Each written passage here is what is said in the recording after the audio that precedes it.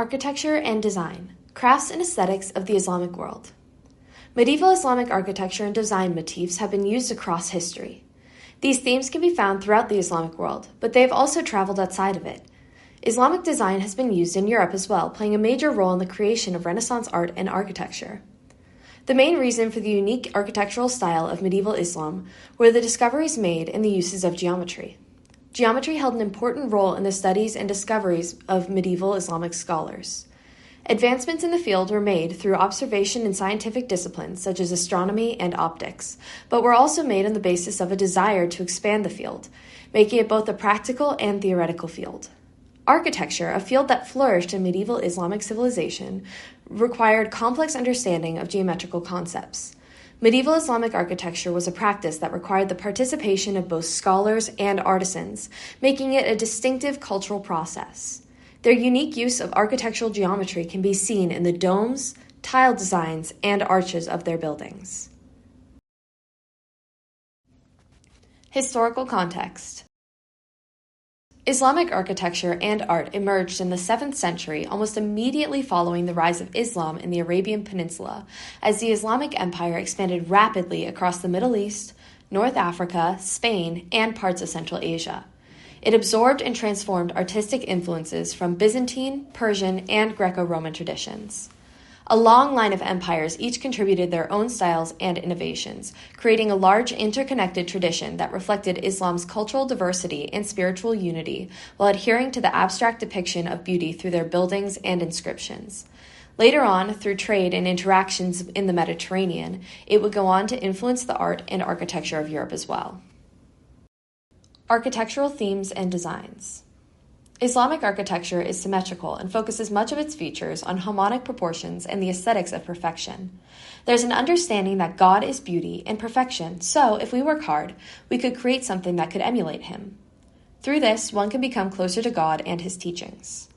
An example of this is the arches of Islamic buildings. Islamic architecture is known for the horseshoe-shaped arch. It is symmetrical and decorative, highlighting the perfection and beauty that is so important to Islamic design. Islamic architecture places a great amount of focus on intricate geometric designs and features that use intricate mathematical equations and craftsmanship.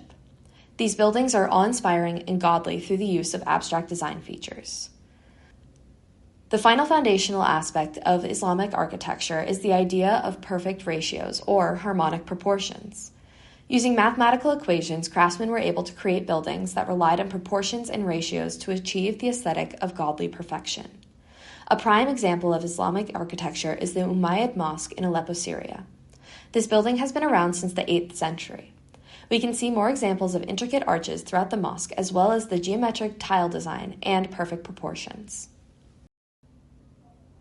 Artistic motifs. One of the most common artistic motifs found in Islamic art was the unique use of the Arabic alphabet itself as a means of artistic expression. Other cultures had letters in their art, but not to the same extent as the Islamic world. This came about due to the Islamic tenet against visual depictions of people in art.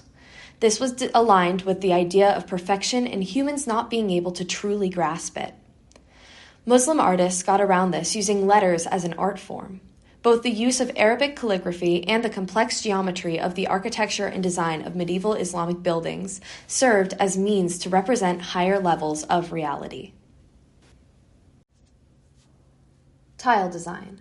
One of the most notable elements of geometric ornamentation in medieval Islamic architecture is tile design. Intricately arranged tiles can be seen on the floors, walkways, and walls of architecture from the time. This relationship is best shown in the treatise on those parts of geometry needed by craftsmen, written to address and correct common mistakes made by the artists that created these tile designs. The author, Abu Wafa, uses Euclidean tools, a straight edge and a rusty or fixed radius compass, to demonstrate the precision these constructions require. In his paper on Wafa's treatise, Professor Raymond Tennant at Zayed University discusses the way tile design indicates a greater environment of collaboration, stating, on the one hand, geometers use proof and rigor to verify that constructions are exact, while artisans use constructions which are not exact to appeal to a sense of aesthetic. This partnership is what made and continues to make the tile designs of Islamic architecture so extraordinary.